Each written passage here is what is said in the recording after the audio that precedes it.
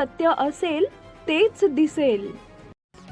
दक्षिण सोलापूर तालुक्यातील मंद्रुप येथील आठवडा बाजार परिसरात सध्या घाणीचं साम्राज्य निर्माण झालं असून बाजारात येणाऱ्या नागरिकांना मोठ्या त्रासाला सामोरं जावं लागतंय.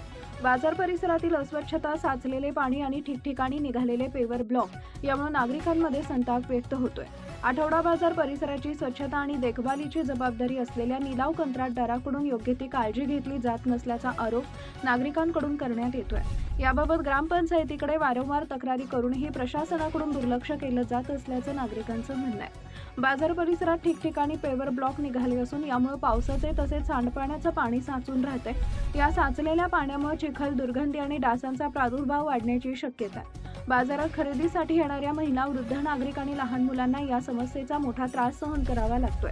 ग्रामपंचायतीनं तातडीनं बाजार परिसराची स्वच्छता करून निघालेले पेवर ब्लॉक बसवावेत. तसेच निलाव कंत्राटदाराकडून स्वच्छता व देखभालीची कामं नियमितपणे करून घ्यावीत अशी मागणी व्यापारी वर्गामधून होतीये, नागरिकांकडून होतीये. समस्या तातडीनं सोडवली नाही तर ग्रामपंचायती विरोधात तीव्र आंदोलन करण्याचा इशारा नागरिकांकडून देण्यात येतोय. प्रतिनिधी शिवराज मुगळे, दक्षिण Solapur.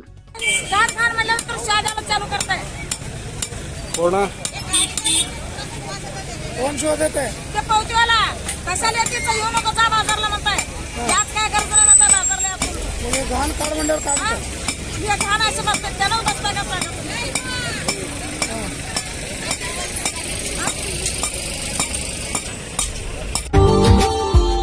Subscribe now and press the bell icon. Never miss an update.